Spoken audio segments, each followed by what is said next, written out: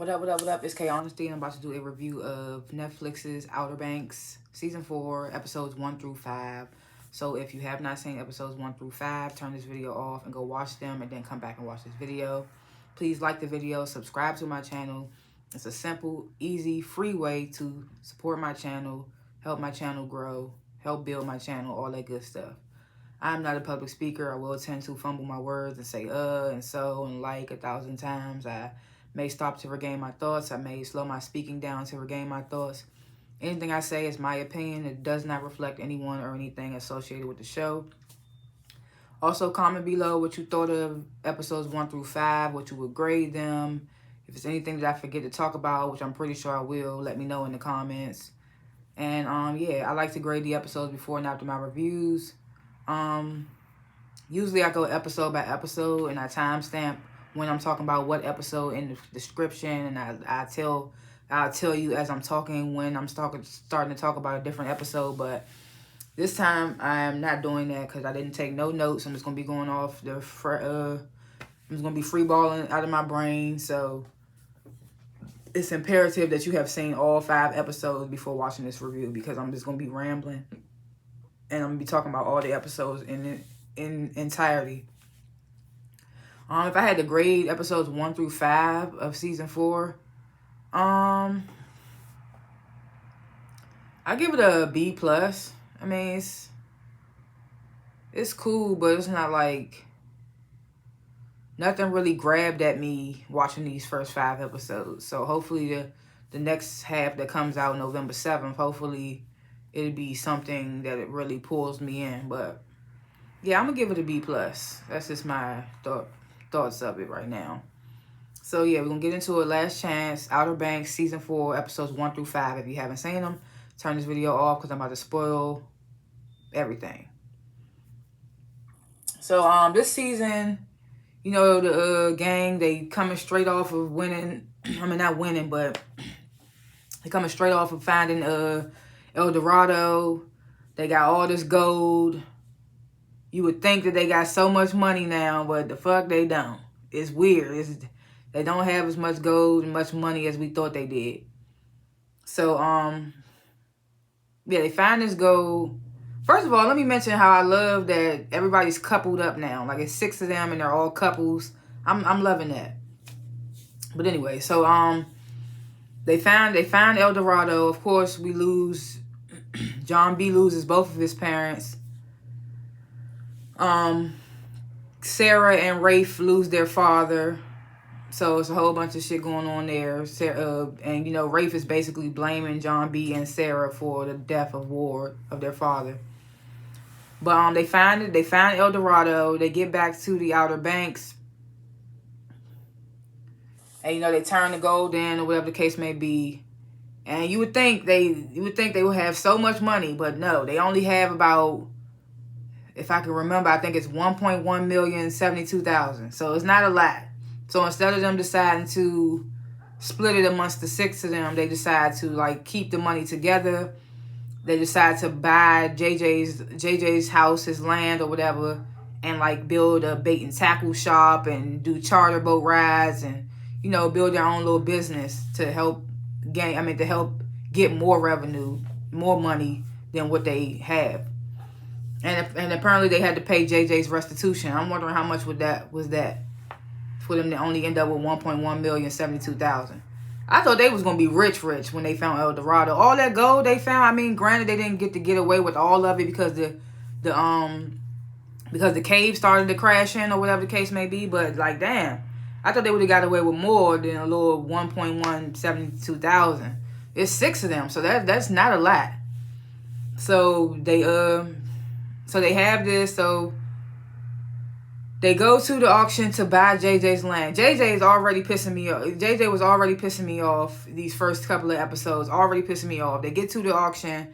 Pope's like, we're going to start the bidding at 80K. That's what they were supposed to start at. This nigga JJ couldn't keep his mouth closed. Ends up in a bidding war with some other guy, some random guy, to where the bidding goes all the way up to 700K. So of 800K, something like that. So JJ done fucking bid more than half of their money on this to get the damn house. They get the land. Don't get me wrong, but he done bid away more than half of their money. So now they got the land, and now they building it up. They, you know, building a dock, and they getting a boat to charter. They building the bait and tackle shop, and of course they got to buy the stuff to go in the shop that they're gonna be selling and stuff like that. So everything's cool. They living together, you know. Like I said, it's all couples, so it's kind of cute. So they starting off slow, but then they started to get some traction. They started to get customers. They start booming. Shady guy pops up asking them about the island that where Blackbeard's boat is supposed to be at, but they don't know about Blackbeard's boat at the time where he comes in and says and asks about the island that it's on. He just comes in there being shady, opening shit up and all that. So we get that. So then I can't remember what happens. I think like a storm happens or something, or something happens to where their power outage is fucked up, or something like something in the middle of the night fucks up some of their power lines or something. I can't remember what it was specifically, but to where now they can't function. They can't function the way they was functioning at first, and they running out of money. So now Pope is telling them we got one last gold nugget left. It's worth about $25K, and we're gonna need this to pay our property taxes. So he tells everybody this. He lets everybody know this. So next thing you know, they have some type of dirt bike race on the beach, and JJ's competing, and he tells John B right at that moment, right before he competes, look, I bet our last golden nugget on myself to win, and I need you to come out here and ride with me to have my back, to cover me, spot me, or whatever the case may be. So of course John B's irritated. He tells Sarah's irritated. The race begins, and of course we got Rafe out there, and you know he's not fucking with Sarah and John B because he feel like they're the reason why Ward died. We got Topper still being out there as a douchebag asshole. And he got a girlfriend that's also a douchebag asshole in this season. Rafe also has some type of girlfriend, but she seems like she's more sensible. She's clearly like comes from a Pogue background. And they make fun of Rafe about him dating a Pogue or whatever the case may be. But he tries to like play it off like he's not dating her. Kind of makes her feel bad in some ways and stuff like that. But the race starts, and it's looking like JJ's about to win, but JJ ultimately loses. So he loses that last little golden nugget that they had to pay the property taxes. Pope is furious. So now instead of them having a little wiggle room, like a little money, now they in the hole. And they got 7 days to pay $13K for their property taxes. And then out of nowhere, the gang, they get an article written about them finding El Dorado. So they end up having a ceremony in town, and everybody's there to congratulate them. They get awarded, no money though, but you know they get awarded, and it's a ceremony for them. They're hometown heroes now, whatever the case may be. And this is what we saw at the end of season 3, where the old man approaches them about finding Blackbeard's ship. So now the gang, they go to meet this old man on his property, which is like spooky. He's supposed to be haunted, cursed. Stories have been told about his property or whatever the case may be. They still go meet this old man because now they need money. So the old man, he's like, you know, I lied a little bit. I don't want you to find Blackbeard's ship. Well, I mean, I do, but it's not about the money or the treasure or anything. He's claiming that his family is cursed, and the only way to break the curse is to find this necklace, this amulet that one of his ancestors who died a long time ago had on her neck. And he's telling them that it's in Blackbeard's ship, and it's in a secret compartment that no one knew about. He gives them the captain's log of the ship and tells them where it is inside the ship, and tells them to find that necklace so they can break the curse. So the whole gang is finding this really spooky, weird, kooky, whatever. JJ, he don't give a fuck. You know, JJ is just money driven. So he's like, hey, we'll do it. Without, like, not even consulting. I mean, they try to consult each other in a separate room, and JJ just comes out, we'll do it. And it's just like, and the old man that gives them this job, he also has a son-in-law who's like the last survivor of the family besides the old man. And he keep giving JJ these looks and it's weird between him and JJ. We find out at the end of episode 4 why it's so weird between this guy and JJ. But yeah, so they send them on this mission to do that. So the gang, they go back to their little headquarters, to Poglandia, that's what they call it, to JJ's land. Well, now it's their land because they bought it. So they try to learn more information about Blackbeard's ship. They end up going to they go to meet JJ and John B. Go to meet some guy who knows exactly where the ship is located. And in order to get the location from the guy, JJ has to give up his dirt bike. And I was like, serves him right, because he done auctioned off over half of their money, and he bet that last little golden nugget on himself and lost it. So it serves him right that he got to give up his dirt bike. So he has to give up his dirt bike to this dude to get the exact location of the ship. And dude tells them they got to go at night to avoid the Coast Guard. And meanwhile, shady guy that came to their bait and tackle shop, he's at a local Blackbeard museum or whatever the case may be, trying to get information on it as well.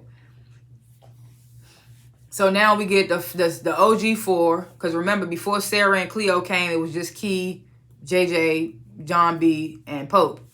So the OG4, they go out to, I forgot what the name of the island is. I want to say Goats Island or something. I know it started with a G. I can't remember. But they go out there to Ghost Island, and Key and JJ are going to be the couple. They're going to be diving down into the ship. It's like 80 feet underwater or something like that. While Sarah and Cleo stay behind.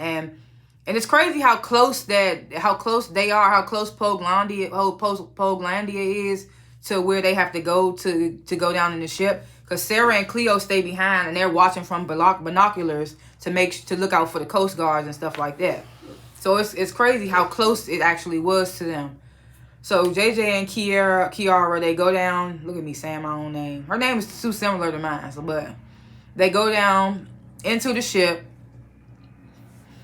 JJ immediately finds the little secret compartment where the necklace is. I'm not gonna lie, I didn't see him get the necklace. I didn't know he had it. We saw him open the compartment, but then Shady Guy comes out of nowhere. Imagine they don't know it's Shady Guy at the moment because we underwater. They got masks on, all that stuff. It's dark. So Shady Guy comes out of nowhere. Him and JJ start tussling. JJ stabs him in the arm with the little, don't get me lying, I don't know what it is that he stabbed him in the arm with. Shady Guy locks JJ in the captain's part of the ship. And then he pulls Kiara's mask off her. So now she ain't got no oxygen mask on her face. And he swims back to the top of the water. JJ manages to get out of the captain's part of the ship and gives the rest of his oxygen to Kiara before they swim back to the top. And they get in the boat with Pope and John B. Oh, excuse me. And they hurry back to land, to where Sarah and Cleo are. They hop in the truck. Kiara and JJ have this thing. It's called bends, and it's like when you get a lot of I think it was like you have a lot of air bubbles in your body or something like that, or you don't have enough air. I don't know, but basically, I guess too much water got in their body. I don't remember what the bends thing is, but basically, they have to rush JJ and Kiara to the hospital to sit for like 24 hours in this suppression tank. Is that a suppression tank? Some type of tank, whatever. System in there. But on the way to the hospital, JJ reveals that he did get the necklace. So he did end up getting the necklace. They super excited, like, okay, $50K. He charges, the old man gives them $50K to find the necklace, but he gives them $5K to start. Like, he gives them $5K in the beginning and tells them they get the rest after the job is done. If I was them, I would have asked for $13K so they could have paid that property tax, and then that would have been one less thing to worry about. And then all in the midst of that, the dude that tried to outbid them at the auction, he shows up at their bait and tackle shop with some type of notice saying that they about to change the zoning or something like that. So they might still lose the property even without the property tax situation going on. So JJ and Kiara are left behind at the doctors to have to sit in this, at the hospital to sit in this suppression tank. While meanwhile, the other four of them, Pope, Cleo, John B, and Sarah, they go, oh yeah, and also, I forget the deputy sheriff's name, or the one that always suspected them. I think his name is Shoop or something. But in the midst of all that happening, Shoop finds the body on the beach, and it has some type of weird tattoo on the, I don't remember if it's on the wrist or the neck or something. And then later on that night, while they out diving at Blackbeard, the old man that gave him the job, he sees like a figure in his in another part of his house. It looks like a witch or something, and he ends up dying. So when Pope, Kiara, John B, and Sarah get back to the old man's place, Shoop is there with more, you know, with the ME and everything, and this is when the kids find out that the old man died.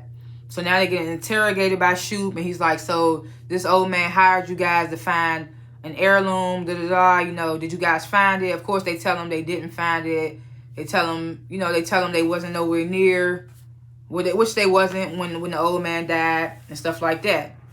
And after they get interrogated by Shoop, they then talk to the son-in-law, the one that was with the old man when he gave him the job, and he's telling them, you know, I will, even though the old man's dead, I'll still honor his promise. So if you guys find anything, let me know. You'll still get your $45K. So instead, good thing, and I was like, in this moment, good thing JJ wasn't there, because he would have been like, oh, we found it. Well, give us the money.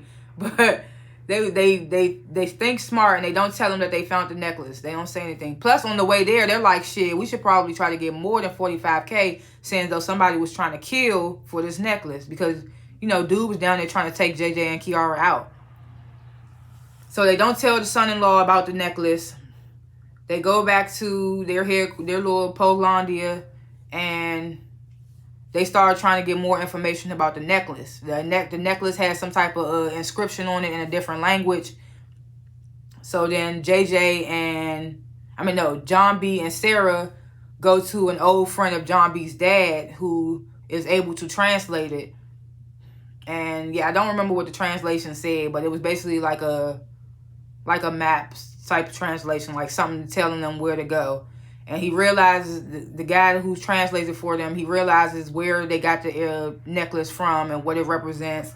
And he's like, oh, I can't help you. This is cursed. And what I thought was so funny about that scene, he was like, I can't help you. This is cursed. But you already helped them because you translated it all for them already. That's what they came to you for. They came to you to translate it. And then you're going to talk about, I can't help you because it's cursed. But you already helped them by translating it for them. I thought that was so funny. But he helps them translate it for him. Meanwhile, JJ and Kiara are still in the suppression tank. Shady guy comes in the hospital to get stitched up about from when JJ stabbed him. So while he filling out his information or whatever, some chatty ass nurse comes over. Yeah, 2 kids were caught diving over there by Goats Island or something like that. So the shady guy hears this and immediately is like, okay, those are 2 motherfuckers I saw down in the boat. So now he going to go to see who's in the suppressing tank. He goes over there to see JJ and him lock eyes. So now it's like, okay, shady guy about to try to get JJ and Kiara. JJ and Kiara are trying to tell the nurses to let them out because the dude, shady guy's trying to kill them. So the nurse is not listening. They like, you got a few more minutes to stay in there, a few more minutes.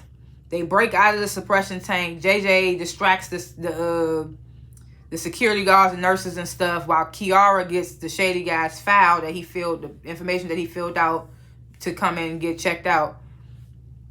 And then they both break out of the hospital, where Cleo and Pope are right on time to rescue them in the car, in the truck, in the van, whatever.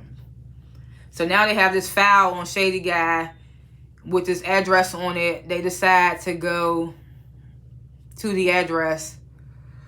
Oh no, what's their Excuse me. Oh no, what their plan was when they got to this address, it was just weird. They was like, we got the address, we about to go to it. So they get to the address, which just turns out to be like a local dock or something where people just hanging out. I mean, like, I don't know where it didn't look. It seemed like he put a fake address, just some random address, just to get checked at the hospital. So, I didn't realize I had ketchup stain. Anyway, so they get to that place and they split up. JJ and Kiara start walking around. Cleo and Pope watch from the car. And this is when they finally, Cleo and Pope, they see Shady Guy. And he's talking to some woman. And the woman, I recognize the woman. She played on The Walking Dead, but that's neither here nor there. But they see them talking. Pope gets a little closer to hear what they're talking about. And after they finish talking, Shady Guy sees JJ and Kiara. And right when he about to grab them, they jump in the water. And they get away. And I think that's what happens there.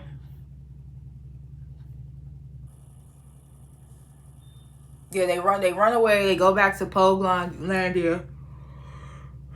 Where they meet back up with John B and Sarah. John B and Sarah tells them about the translation of the inscription on the necklace. So they start talking about that. They start putting two and two together about how they can find something else that's supposed to be connected, and figuring out why Shady Guy wanted the necklace in the first place. So now it has something to do with like a blue crown or something, like a blue diamond crown or something that they about to try to search for next. And yeah, so in the middle of the night, Shady Guy comes to Poguelandia and he kidnaps Cleo. Am I forgetting anything? I hope I'm not forgetting nothing. He kidnaps Cleo. And then the next day, the gang, they decide to go to the beach while Pope goes and does more research on the necklace. And apparently the Shady Guy and his crew, they working with the black dude that Cleo used to work with before they found Cleo, and Cleo came with them. And at first you couldn't tell if he was trying to backdoor Cleo or if he was actually trying to help her, or whatever the case may be. But in the end, it seemed like he was trying to really help her. So they got Cleo. They texting from her phone. They texting the gang telling them that she out getting bait or something, doing something that seems believable. So meanwhile, the rest of the gang, they go out to the beach. It's beach day. They having a good time. Next thing you know, the kooks come and they want to land. I mean, they want to chill right beside them on some geeking shit. So everybody's surfing, having a good time. Of course, Rafe is still blaming John B and Sarah for the death of his father. Oh yeah, and another side story that's going on. Rafe is in talks with some woman who's trying to get him to buy the island where Blackbeard's ship is. And, Rafe is skeptical, which he should be, because it turns out the lady is trying to backdoor Rafe. Like, it's some type of shady investment that Rafe shouldn't be involving himself in. But the girlfriend's telling him that he shouldn't trust the lady or whatever. But then the lady comes to the girlfriend's father, or tries to get the girlfriend's father to tell the girlfriend to get Rafe to sign the deal, sign up for the investment. And the girl's like, no, I'm not going to do that, until she overhears Rafe downplaying their relationship, saying she's not my girlfriend. I would never be with a Pogue, da-da-da. So then she does end up convincing Rafe to sign with the lady, but then she feels bad after the fact, because he's saying how this is going to be big for the both of us. Like, he's saying we, but when he with his friends, it's not we. So she feeling torn in a way. But anyway, back to beach day, tensions are high. They riding the waves, whatever the case may be. At one point, I think JJ does something to piss the kooks off. And then Topper's asshole girlfriend decides that she wants to try to fake run them over. So she riding over there trying to run them over. But meanwhile, it's like a turtle hatch that's happening in the sand. And the turtles are trying to run to the water. But the girlfriend don't give a fuck. Her and Topper riding over. They done killed one of the sea turtles. Kiara goes over there, gets in their ass about it. They still don't care that they murdered a sea turtle. They like, it's just one turtle, so they don't give a fuck. JJ ends up threatening them. He's like, if you ever come near Kiara, I'll kill all of you. And they have it on video of him saying that. Meanwhile, all this happening at the beach. Shady Guy takes Cleo to Poglandia to get the necklace, and it's not there. Cleo does try to get his ass with a knife, but it doesn't work out. The black dude ends up having to save Cleo. I forgot what the black dude's name. I think his name was Terrence or something. So then Cleo has to call Pope and like, you got to bring the necklace or they're going to kill me. So Pope gets there just in time. It's a big tussle that happens with the necklace or whatever the case may be. Shady Guy ends up shooting and killing the black guy, Terrence. So now they got a dead body on their floor. Cleo is hysterical because she's like, Terrence raised her up like a father. The rest of the gang gets there, and next thing you know, Shoop shows up because the brother-in-law, the son-in-law of the old man that died from the creepy house. He tells the police dude Shoop. He tells him that the gang was nearby when the old man died, like basically suggesting that they had something to do with him or they killed him or something. Because the police dude, he goes to the ME. And the body that he found on the beach and the old man got similar strangulation marks. So they found out that the old man didn't die of natural causes. He was actually murdered. So now the son-in-law is telling the police dude that the gang was nearby when the old man died. Basically trying to speculate that they had something to do with his murder. So now Shoop is showing up at their house. At the Pogland, at JJ's spot. They got a dead body on the floor. So instead of them, because I was with Kiara, I was like, I don't know how much he would have believed it, but it's like they didn't kill him. They could have just ran the prints on the gun. They would have seen it was Shady Guy. Nobody touched the gun. They could have just let Shoop in and explain what happened. I don't know how well that would have went, but instead they decided to hide the body, clean up the blood, and let Shoop in. And Shoop is like, I only want to talk to JJ. So everybody else goes out back. Everybody nervous as hell. Hope he don't find the body or whatever because it's right behind the couch. So Shoop comes and he's basically there to ask JJ about the video of him saying he'll kill all the all the kooks or whatever. And JJ's like, well, I was just talking shit, basically. He's like, it's just an empty threat, basically. Then Shoop tells JJ that the old man was actually murdered and then asks JJ where him and the gang was the night of the murder. JJ says that they was there at Poglandia cooking fish or hot dogs or something, drinking beers, getting stoned, whatever the case may be. So then Shoop's like, okay, cool. And he leaves. He said, I'm gonna forget about this video, this threat. And as he leaves, he pages his deputy. He's like, this kid just lied to me. I'm going to need eyes on these kids. I'm going to need somebody watching these kids.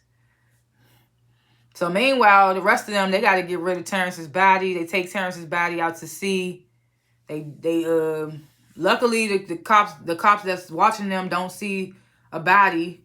And they end up losing the cop. So they end up dumping Terrence's body out to sea somewhere far out. Cleo now is kind of like on a warpath. She wants Shady Guy now because he killed Terrence. And this is when Pope tells them about more answers, more. We might find something in Charleston. So now they're like, we're going to take a trip to Charleston to find the blue crown or whatever might lead to the blue crown or whatever the case may be. So they preparing for this trip to Charleston. JJ's supposed to be fixing up the car. Everybody else is supposed to be doing something. I don't remember what they're supposed to be doing. But as JJ's fixing up the car, the dude, it's this old black man who works on the old man's land. The old man that died with the creepy house. He had a black dude working there on the land or whatever. He pops up at JJ's. He gives JJ a letter from the old man. He said he's supposed to get, he was like, I'm supposed to get this to you just in case something happened to the old man. And JJ opens the letter and he leaves a note telling the rest of the gang to just go to Charleston without him. And he'll catch up. So JJ goes to a friend of his dad's to try to get in contact with his dad. Only to find out that his dad has been staying there with the friend the whole time. So the note that the old man wrote for JJ is telling him to ask something about I forgot what the word is. It starts with an A. He tells him to ask your father about something called something. It starts with an A. Can't remember. But the father's acting like he don't know what JJ's talking about. He don't know what the old man's talking about in the letter. Whatever the case may be. And of course, JJ's been getting followed by the police because he was the only one that stayed behind at the house. So the police show up and they trying to get JJ's father. And JJ's father's now is like, I'll tell you everything you want to know. Just get me out of here. So he gets his father out of there. And they escape from Shoop and the rest of the police department, whatever the case. Meanwhile, in Charleston, and mind you, Shady Guy and his crew, they already got the Charleston tip. So they already a night ahead they already done headed to Charleston before John B and them did. So now we in Charleston and Pope and Cleo.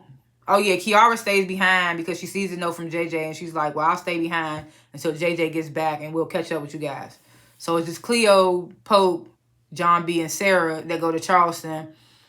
And they start, looking for the clues. It leads them to this church where Pope and Sarah have to go underground of this church where they do find more clues or whatever the case may be leading to the Blue Crown or whatever. Meanwhile, Cleo's supposed to be standing watch inside the church upper ground, and John B is circling the cemetery to look for an undertaker, or I forgot what it's called, overseer or something he's supposed to be looking for in the cemetery. So John B sees Shady Guy, the lady, and his team or whatever. They use a crypt to get underground where Pope and where Pope and Sarah already are. So Pope and Sarah, they get trapped down there. They end up hearing Shady Guy and the lady come down there, and they hide. And Shady Guy and the lady, they find a map or something of some sorts, and they get out of there. Even though Shady Guy kept thinking that he heard something, and Sarah and Pope almost got caught and killed, but they didn't. So now, Shady Guy and the woman, they get out of there, they get out of the underground, whatever, and they lock the crypt back up. So Pope and Sarah try to take the same way out because they locked themselves in. They try to take the same way out that Shady Guy and the girl did, but they locked it on the outside. So Pope and Sarah are now stuck down there, and it's starting to rain. So now the water is rising. So they stuck down there, and that's the end for them. Well, not the end for them, but that's how the mid-season ends for them. John B, who is upper ground on the cemetery, he does see Shady Guy and the lady leaving, and he takes the gun out of the car that the Shady Guy used to kill Terrence, and he's about to shoot the Shady Guy, but then his father starts rushing through his head, and he doesn't shoot him. He lets them get away. And Cleo tries to take out Shady Guy, but gets caught, and Shady Guy was about to choke her to death until two civilians came out of nowhere and started recording. So Shady Guy and the lady got out of there, and that's what John B was about to take his shot, but he didn't. So Cleo's in the cemetery, possibly incapacitated. Pope and Sarah are underground, about to drown if they don't get out of there. John B possibly is probably about to just go over there and help Cleo, and they about to try to help Pope and Sarah get out of there. And then we go back to JJ, who's with his dad. They at the tower or something like that. JJ's father starts explaining what the letter means that the old man wrote. And then he basically tells JJ, I'm not your real dad. Your mom was, you know, she was pregnant with you before I started coming around, or whatever the case may be.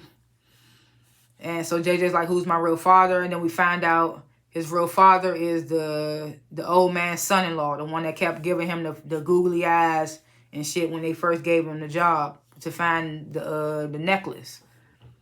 So we find all that out at the end. JJ's dad is not the asshole dude that he just saved from the police. And yeah, that's how it ends. Yeah, I don't think I forgot anything. But of course, like I said, if I forgot something, let me know in the comments. But yeah, I would still give it like a B+. Nothing like pulled at me and had me like, oh shit, like this is crazy. I mean, but now we see JJ might be the actual last living relative of the land. And oh, the son-in-law is working with the lady that had Rafe sign the forms to invest or buy the land or whatever. So that's some shady shit that's also going on. But yeah, I would still give it like a B+. It was good for Outer Banks, but you know they always lose. They didn't get the map. The necklace got taken from them. They stuck down in the water. Cleo didn't get her revenge. John B didn't pull the trigger. It's just a lot. You know, the Outer Banks crew, they always in a lose-lose situation. But, you know, they always win in the end. So we're going to see what the next half of this show is going to be. It comes out November 7th. So we just got to wait and see what's going to happen with that. But, yeah, I would give it a B+. It was still interesting to watch. It was still, like, I was surprised at the creepiness that the story took. I was surprised at the creepy turn the story took this season with the whole haunted and cursed and all that other stuff. So, yeah, I mean, we're going to see what's going to happen. I mean, I'm wondering if JJ's on the run now because they going to think he was harboring a fugitive, like hiding his dad when he had no idea. But, you know, that's just something he already feel like JJ done lied to him, so. Yeah, we shall see. Kiara just sitting at Polandia while everybody else going through this wild shit. She's the only one that's kind of like safe right now. But yeah, we shall see what's going to happen. Of course, leave your comments and your grades of what you thought of episodes 1 through 5. And yeah, like and subscribe to the channel. Help me get to over 300 subscribers. That ain't even a lot. I need 300 million, but you know, 300 subscribers will help a lot right now. It's easy. It's free. It takes less than 5 seconds out your day. Yeah, it helps support my channel. It helps it grow. It helps the algorithm, and it helps the time frame and all that good stuff. It helps. It helps. It helps. That's all I can say. But yeah, like, subscribe, comment below. Thanks for watching, and I will see y'all in the next review. Peace.